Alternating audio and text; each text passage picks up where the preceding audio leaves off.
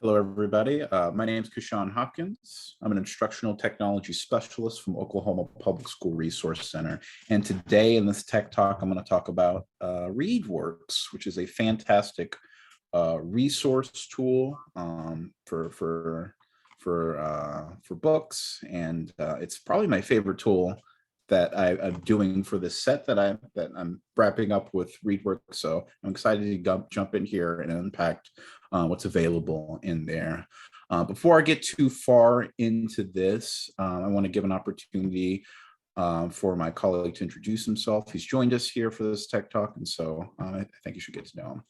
Hello, I'm Kurt Bernhardt. I'm the Technology Director at OPSRC. Kashan and I make up the tech team here. We're here to help with any type of technology issues you have, or technology PD on how to use technology in the classroom. Just reach out to us and Kashan will show you how. Yeah, absolutely. Best way to do it through techteam@opsrc.net. If you reach us to that, we'll have to have a conversation with you.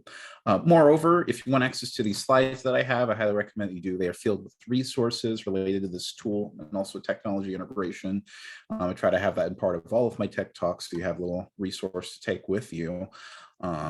If you want the slides, I have them here in two different ways. I have an address here, which I'll share. I'm going to read out since it's case sensitive. So lowercase t period ly / uppercase ELMM, just two M's. Or you can pop on by on our Tech Talks page. That's on our OPSRC website. So that would be opsrc.net / tech talks. That's TECHTALKS. If you go there, and I think it's worth taking a moment to take a look at, you can see our upcoming Tech Talks. We're going to add some more stuff on here soon. We have a place to suggest a future tech topic or tool, or you take a look through all the tech talks I've done before. I've done topics ranging from technology standards to tech integration models to special interest topics to individual tech tools on here. And you can see on each one of these, they have a recording video that we've done, the recording date, and presentation slides that are also filled with relevant resources. And if you go to the bottom, you can see all of the different tools that I've done already related to literacy. There's Book Creator, EduBlogs, Teaching Books, Story Jumper. So I recommend, if you like this tool, check those stuff out. And you might find something that is going to help your classroom out. But what I'd love to do next is show you a ReadWorks example. I've included a link on here, which you'll have to log in to see a bit of that. But what I'm going to do is jump into that resource there. It's over a story called China's Lion Dance article. And I'm going to do it from the students' point of view, so you can see some of the resources that are available to the students from the get-go. And so if you go to ReadWorks, you can find reading passages, and there's a bunch of different kinds out there. And you can assign it to students through Classroom. This is a very lovely Google Classroom integration, or you can build a class in there. And then students can go through and read through that passage, because, you know, a big part of reading comprehension is the reading part of it. Students need to get that practice in every single day and get that exposure and learn to be these critical readers here. And a good place for way that can start is right here. So and by the way, it's free. You can sign up for it and get access to it. Of course, they take donations just to keep the lights on and whatnot. But all this stuff you can get access to just by getting an account. So I'm going to go under student view in China's Lion Dance. It gives me a little notification. And right from the get-go, one of the biggest focuses for like a significant component to the ReadWorks and the way that it works is focusing on that vocabulary, just building their English foundation with those strong, with getting those words in there. And students have a self-assessment, but I want to make 100% sure that you hear the sound on this one. So I'm going to reshare here. Yeah, I got the sound going up because not only students are going to self-assess and figure out and say, okay, do I know this word? Do I know the meaning on it? Do I already know it pretty well? But they can also hear it. You can see the audio icon on here, and you'll see it quite a bit, because if you click on it, perform, you can hear which is fantastic for anybody learning English to see the word and hear how it's heard, hear how it is said. and they have the instructions on there. So students will do like a little self-assessment on every single one of their articles. And when they click done, they have the actual passage themselves. And so this is the meat of it. All of these passages are curated. And so they make sure that they have those vocabulary words. You can see just kind of going from the top, working my way down from the title. We got the title up there. Right below that, we have the full passage narrated. Sometimes it's narrated by a computer. Sometimes it's narrated by a person. It really just kind of depends on the resource itself. But if I click on it. China's Lion Dance by ReadWorks. If you have ever seen a celebration, and if I want to slow that down on the right side of the it, I can click on the speed, slow it down a little bit, because sometimes students need that. And so another thing that I really like about ReadWorks is that they're concerned with the accessibility of the tool. They want to make it as accessible as possible to whoever's trying to learn from this. And if I scroll down a little bit, you can see that that audio file is still with me here. And there's a couple of tools that helps readers out as well. Sometimes you need to focus them in or have them highlight critical passages and analyze those pieces here. So something easy that you can do is highlight a section. And if you do that, you have the little highlight symbol here. So if I want to highlight that blue, boom, I got the blue on that one. If I want to highlight the other one a different color, you got that as well. And so there's just fantastic that you can do these. And you can even add notes on there as well. So great stuff for those, but the annotation doesn't stop there. You also have a bunch of tools on the top right-hand corner of your screen. So like, for example, if you want to expand things a little bit, you can just eliminate a little bit to make it a little bit easier to read. Or if you want to increase the text size, you can adjust that as well to make it a little bit easier to read. You can add paragraph numbers to break it up into little chunks, guided strips that you can use to reduce distraction. And you even have like a split screen mode. So a part of every single passage is some kind of activity related to it. So we have these questions here that you can have the passage on one side and the questions on the other. And something you may have already noticed, but those vocabulary words we were talking about in the activity at the very beginning are highlighted. So there is a widget that's built into the passages that have vocabulary attached to them. So if I click on any of the vocabulary words, you can see the word. Of course, you have it, you can read it out. Perform. There's the definition there. When people perform, they do something. And you have it in other languages as well. We got Spanish and Chinese, and then different forms of the word. And so quite nice. All of that stuff packaged in there. There's more activities up there, but I'm going to actually save that for a little bit later. But I just wanted you to get a little taste on what ReadWorks is about and how they make design decisions on how the tool is going to be used. So great stuff. All right. Let me continue on here on this path we're on. Sorry, I'm checking my timing. There we go. Okay, cool.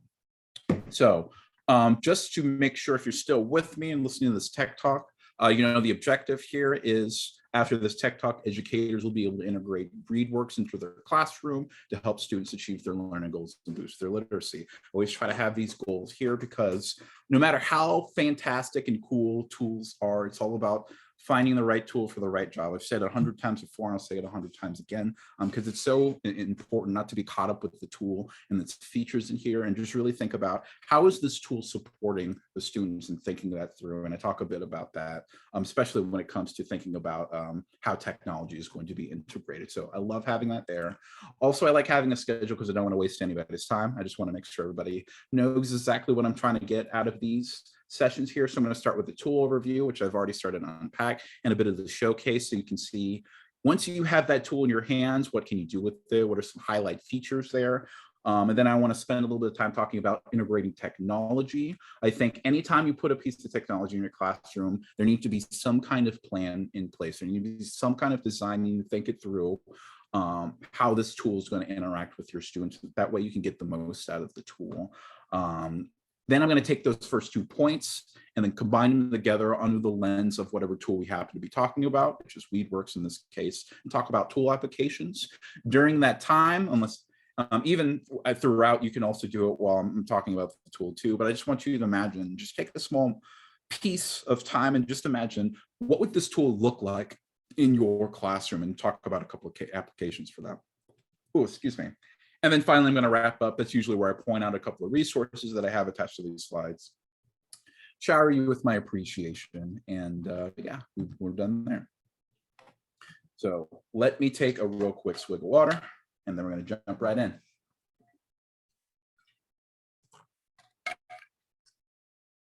ReadWorks Overview. The definition, just something clean for us to all have, as I say, it's a website of strategies and resources for reading instruction. A couple of features that I want to highlight here. We've got high quality reading passages. This isn't just some random stuff that people are throwing out. These are curated resources built out. They have Lexile numbers attached to them. So the intention is to make sure that you give the right reading to the right student and encourage them and give them that rigor in there. And you'll see a lot of that in the passages that we have. And also helping the educator pick the right resources for your student on there. We have a very nice Google Classroom integration.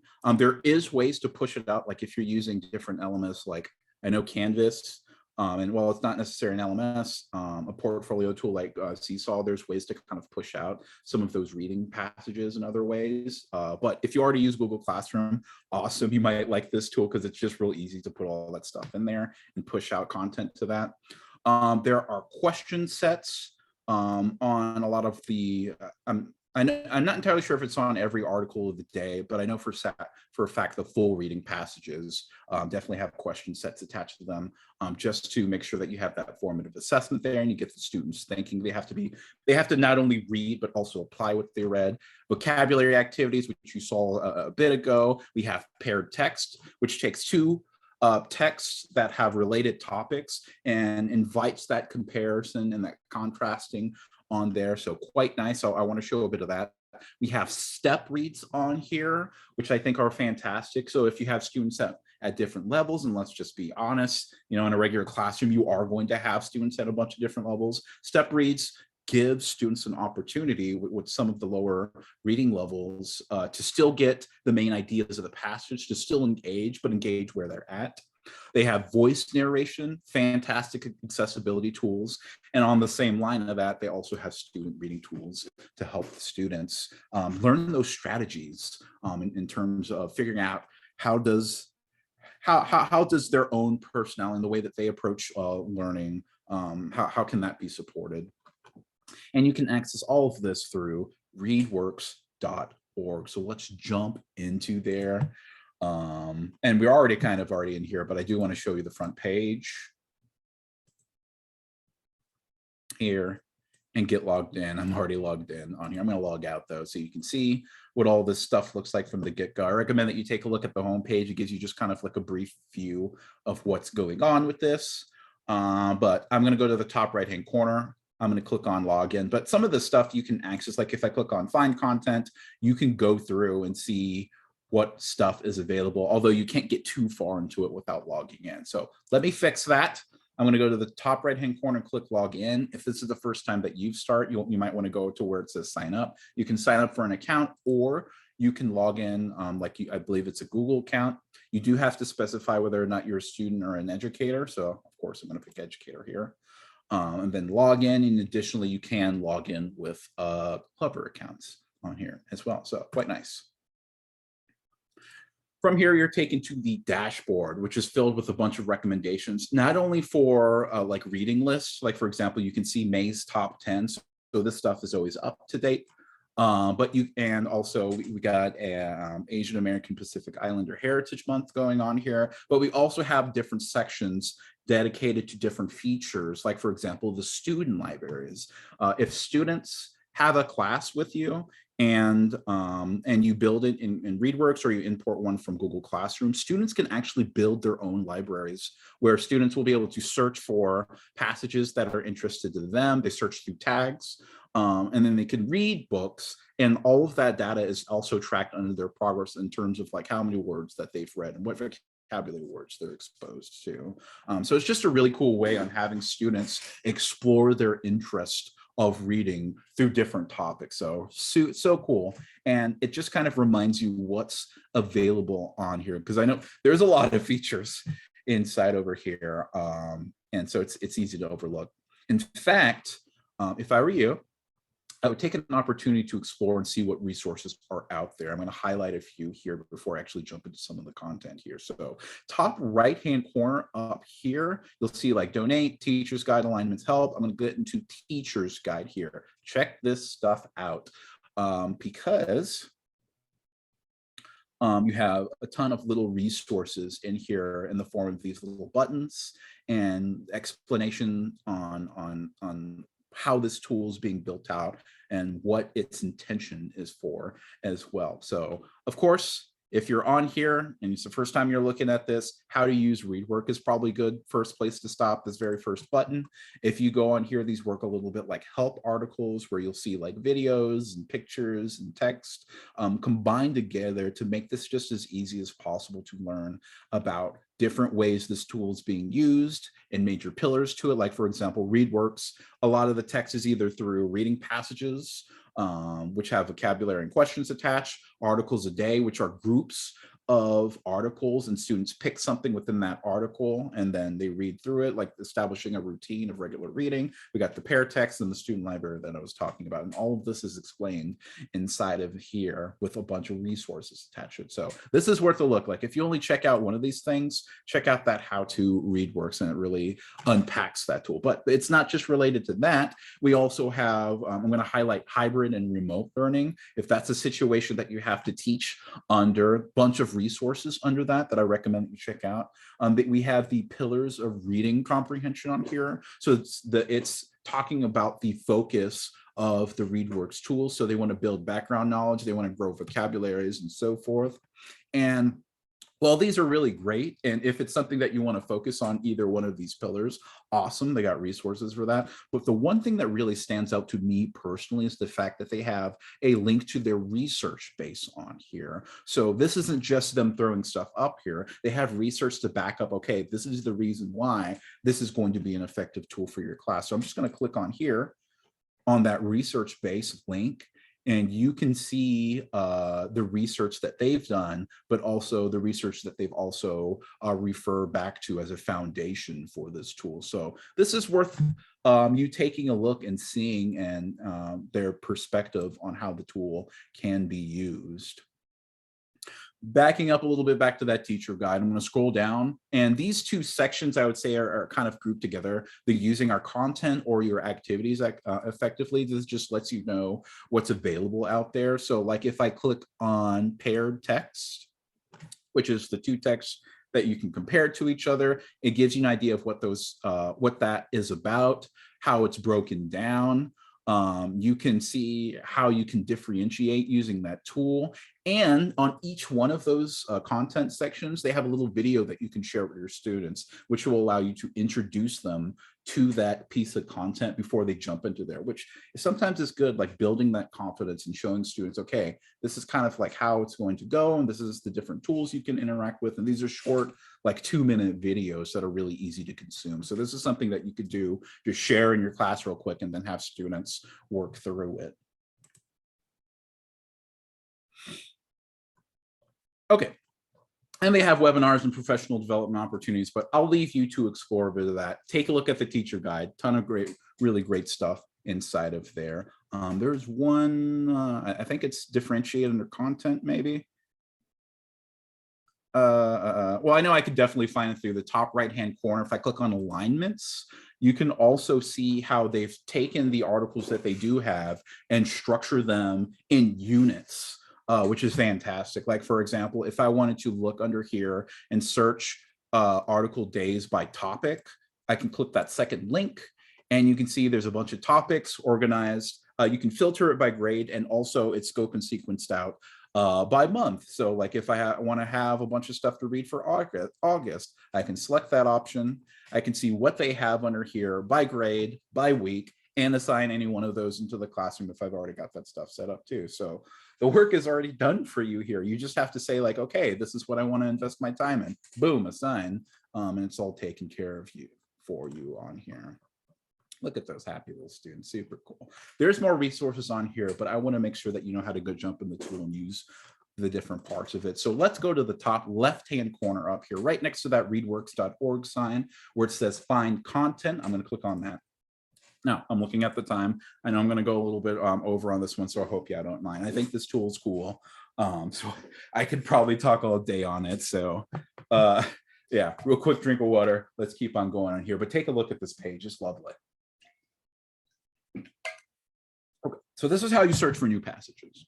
You can do it by topic. We got the Asian American Pacific Islander heritage to celebrate the month. We got technology and engineering. You have a bunch of different topics that you can take a look at. But if that's not what you're interested, maybe you want to focus on your grade group on here. So they have a bunch of this that scope and sequenced out curriculum that was on there for the articles. We have that, or you could search by content type. In fact, at the very top, you have a little search bar. So if you're looking for specific on, I don't know, bears. Let's do bears. I don't know. Maybe there's something related to bears. Who knows? Yeah, polar bears. Let's learn about polar bears today. Let's go. Or how to care for polar bears. What's that about? You could get stuff in there. And you'll see that when I search for any of these, there's a little bookmark on here. If I click on that bookmark, it saves everything to a little list. And if I scroll to the top of my screen, right next to find content on its right side, I can click on my list.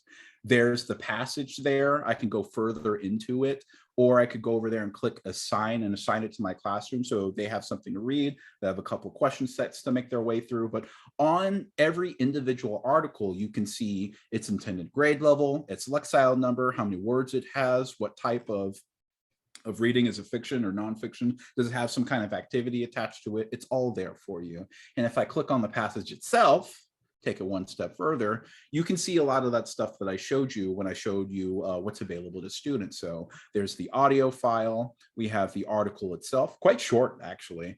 We have the vocabulary words that's attached to that.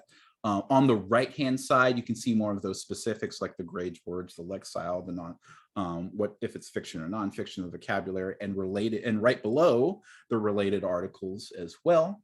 I can look through the activity. So there are tabs here, top left-hand corner, under the title itself. I can click on the vocabulary activity, which shows me a bit of that. There's even, I didn't get a chance to show you, but the word matcher. This is quite nice because it makes connections between different words, which is great, like taking some of that older knowledge and making those meaningful connections to there in a real tangible way. So like if I want to take the word, I have my two main words that I need to learn, Arctic and protect. And so if I take the word tundra and I try to connect it to the protect, you can see that it kind of moves away. I'm like, oh, this isn't right. This doesn't have nothing to do with protect. But if I move it to Arctic, it makes that web connection there for me. So real cool stuff. And they have them work their way through the words, or you could go to the top left-hand corner once again, click the question set tab, and you can see the different questions you have. Now notice that there's a little mix. You do have some multiple choice business going on here, but there's also written answer. So yes, there's some open response style questions that if you do assign, yeah, you'll have to run through and grade it. And all that stuff is done through the very top of the screen. To the right of my list would be assignments in progress, which you can grade the grades through here and then push it into Google Classroom. But that's not it. Top right-hand corner, there's a couple of buttons just to kind of point out. There's the assign button to push it out to your class. There's the print button. So if you want to take any of these passages and print them out, or even just print out the individual sets of like questions, you can click print and it will spit out a little PDF that you can download on here and use. Super cool. So if you need a non-tech version of this, it's available to you. And if you want to show it to a class, if you want to work through a passage together, heck yeah, let's do it. Let's do a little bit of read aloud. Let's bring that back. So enter, click the whiteboard projector view, and then it full pages it for you. And you can even use the same tools that students have access to them. So that way you can sort of teach them those strategies as well and teach them how to use those tools for themselves, empower them. Woo! All right, great stuff. Let's go back to find content, top left-hand corner there. And if you're searching for the right passage, left-hand side over there, we have some lovely filters. We have the 3 different content types: reading passages, article day sets, and paired text. And you can search them, filter them down by like audio. You can filter them down to activity type, grade, topics, but if it belongs to a special collection, like if you're interested in focusing on social emotional learning, that stuff is down there. You can even, sorry, hang on. You could even search this down to Lexile number too. You can give it a little bit of range to help like really fine tune what you're looking for on here. So good stuff. So let's look for an article day set. And these have things called boost articles, which is that like different Lexile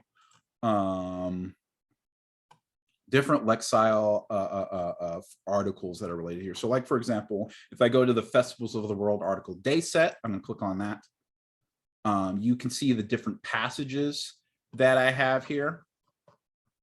Yeah. Cool. I can switch between them. So you can see like they're different words, different Lexile. This one's pending, but you can see that I can easily click between and see what options students have on them. And in each one of these articles, you have something called a book of knowledge, where students have an opportunity to stop for a moment, think about what they read, actually write something out. So apply that stuff that and apply that level of reading comprehension to make sure everything's on the level for that. So pretty nice for those article days and getting that regular practice. Okay, I would love to show more of this one too, but I do want to briefly mention some of this other stuff that's up here. I already mentioned my list up here. I do want to talk about assignments in progress and class administration. So let me go to class administration first, because I think this should be your first stop before you jump into to assignments in progress. And so here you can see by this little symbol that I've already integrated my Google Classroom. It's quite easy to do this. There is a create a class button right at the top of the screen here. It's more pronounced if you don't have any classes in here. You can either create a class directly inside of ReadWorks, or you can import it directly from Google Classroom. And all you really have to do is click on that, sign into the account, give it the proper permissions, and then it will import your roster. You can see that I already have 2 students up here ripped and ready to go. I can see the last time that they've logged in, even logged into ReadWorks, so a bit of accountability on that one. If I wanted to break these students down into groups, I can do that as well, give them reading groups. So if I needed to manage them or like assign different passages to different groups, I can do that. And there's just a lot of really great resources just already tied in the class administration, but at least on a surface level, that's what you will need to get to establish your class. And once that's ready to go, you're off to the races. You find some passages, you can assign it to your students, and then you can check the assignments in progress bar, which not only has the ongoing assignments that we have here, we have start and end dates, we have all the information, you can re-access them. It lets you know how many students have submitted it, or some are still in progress here. You can look at different assignments, but also if I click on class book of knowledge, I can see what books that are just like there, like as a digital library for students to access in there. Or I could go to where it says student progress and check how students are doing. How much are they reading? How many words do they have on here? Now, it's not a perfect system. You know, students can just open up an article and it still tracks a bit of that, but you can have them track different things like what question sets have they done? How well did they do on the grades? How many did they get correct? Are they actually understanding what they're reading? And that's where a lot of that key data-driven decisions can come in. So you can see it for paired text, an article a day as well. So like if I jump into the China lion dance, I can see how did this specific students do on this multiple choice set here and on these written answers question here, and what's the percents like. So really great resource in here in terms of just being able to track and see how students are doing. Yeah, there's so much more to unpack here, but I think at least on a basic starting level, I think that's a good place to start. I would love to actually revisit this tool sometime just because there's so much, but for right now, I think that's enough to chew on. So let's marinate a little bit. Let's try to process everything that we just got on here. And in this part, I highly recommend you reflect back on the features we've talked about, and let's, let me make sure that I stay on time here. Let's just think about what this tool would look like in your classroom.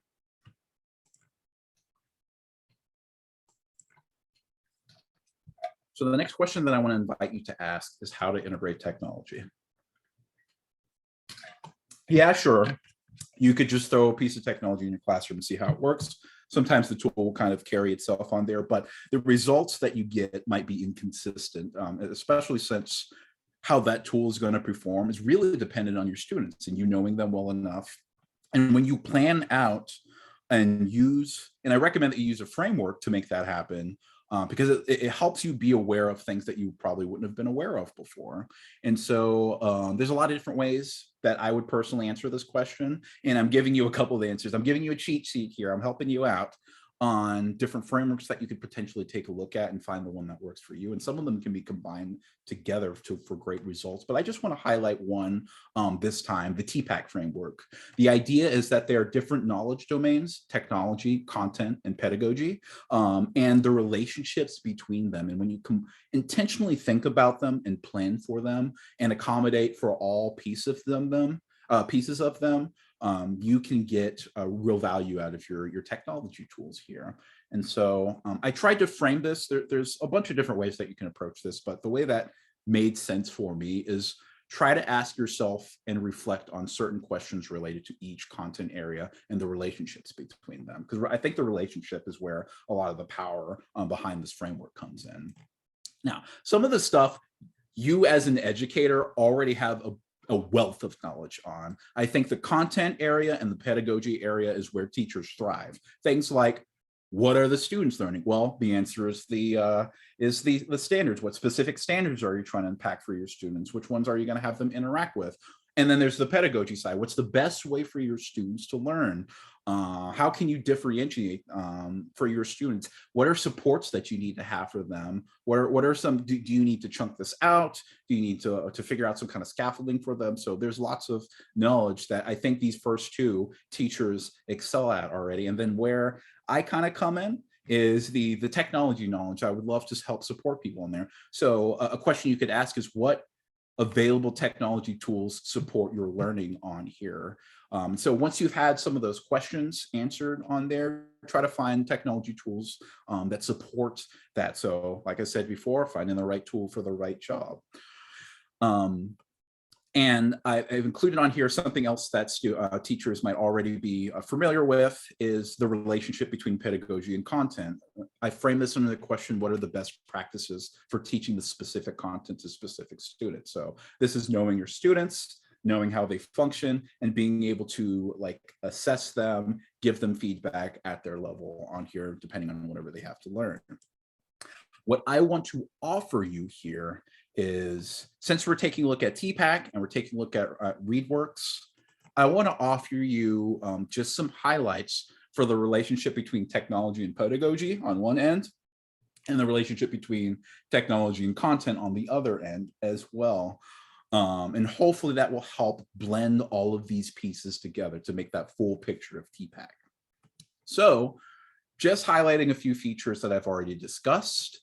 For between technology and pedagogy, one of them would be the student reading tools. One of the big things about ReadWorks is the accessibility portion of it, and being able to limit distractions and just making sure students can access the content, and it's enhanced by with that technology. It transforms their learning experience here.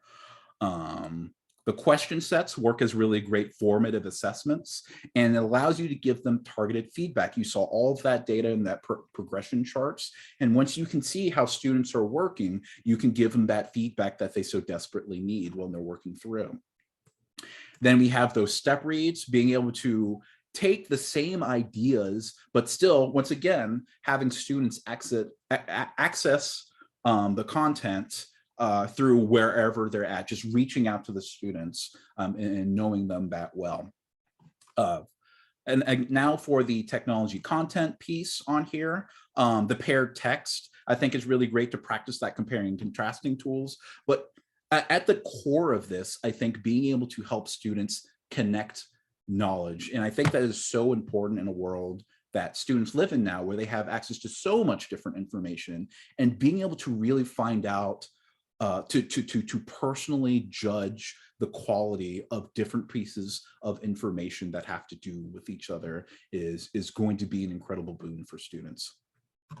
article a day feature, I think, empowers students. The fact that students actually able to have a choice in what they get to learn today, to pursue that interest, to build that vocabulary within those contexts, I think is incredible, because students being able to, and this is related to my last point on here, the student libraries, being able to provide a space for students to explore their love of learning is, I think, the empowering part of it comes like it builds up to this love of learning. Like, we want students to be engaging in learning at all times, every single day, because it just helps connect them to worlds that they wouldn't have even considered until they've read through and trying to see like different cultures, or like they see themselves in a reading passage. And so I think these last 2 points just really go hand in hand with each other. And once you build that confidence up, students will actually feel good about reading. And that's something that, honestly, I just wish that I had. Like, I wish that I was like motivated, and maybe this is my time now to make this change, is to read and actually love reading and building my interest and figuring, okay, what are some things that I like. So yeah, those are some features. You don't have to build it out like this. There's a bunch of different ways to approach it. But I think this is a start at the very least, and hopefully you'll find use out of this framework. I think it's real flexible and can fit a lot of different classrooms here. Let's wrap this up. Huge thanks. If you stuck with me all this point, and I've went over time too, thank you so much for listening to me chat about this tool. I'm going to be back. I already feel it. I'm going to be back and talking about this tool again, because I just think it's great, and it blows my mind that it's free here. But in the last couple of pages here, just let me highlight, and then we'll be all done. First of all, there's a page dedicated to just ReadWorks. Essentially, all of these come from the teacher's guide, but I did want to highlight a few pieces that I think are really useful. So, of course, I kept the teacher's guide, a link at the top. Check it out if you have time. Another thing that I think is good is the this one-page step guide for building English learning routine. One thing that I don't think that I highlighted during my showcase is that this tool is not just for English learning classes. This tool can be applied like in a math class, a social studies class. There's so many different opportunities. And I think like reading is so important to so many different disciplines. Why isn't it going to be in other disciplines in some kind of intentional way, like have everybody work together? And so I think the steps is just a nice broad way on showing how this tool can be used in other disciplines as well. And it even has relevant resources on here as well. So check it out. I think it's good. The next page is dedicated to technology integration tools. I've included a bunch of the frameworks that I've talked about, and you can even see I've added links as well on this how to integrate technology page as well. So check it out, explore it. If you want to have a conversation about this, I could go all day on any one of these things. In fact, I kind of already had some of them I've done tech talks on before, and I would love to visit some of them again. And then finally, my last page. Thank you, truly, thank you if you've listened to this. Thank you, Kurt. I appreciate you being here, man, and supporting the Tech Talks here. I'm Kashawn Hopkins, and I would really like you to take a moment to fill out this evaluation. Let me know how I'm doing on the stuff. I want to make these Tech Talks bigger and better, and the only way that I can do it is by listening to my audience here. And so there's that. Email us at techteam@opsrc.net. We talk about anything that has to do with technology and education. We'd love to have a conversation with you. There's that link to opsrc.net/Tech Talks if you want to see what we're about to do or what we have done for the Tech Talks. It's all on that page. Check that stuff out. And then at the very bottom, we have our social media links. If you have something exciting going on in your classroom, please let us know. We would love to just celebrate with you. I think we need more of that, and just showing off what these students are doing and showcasing all of that. And best way to do it is through that social media stuff, what everybody's connecting themselves to. So I'm out of time, ladies and gentlemen, and everyone, just thank you so much. And I hope you enjoy this tool. Get out there, start playing with it, and have a great day.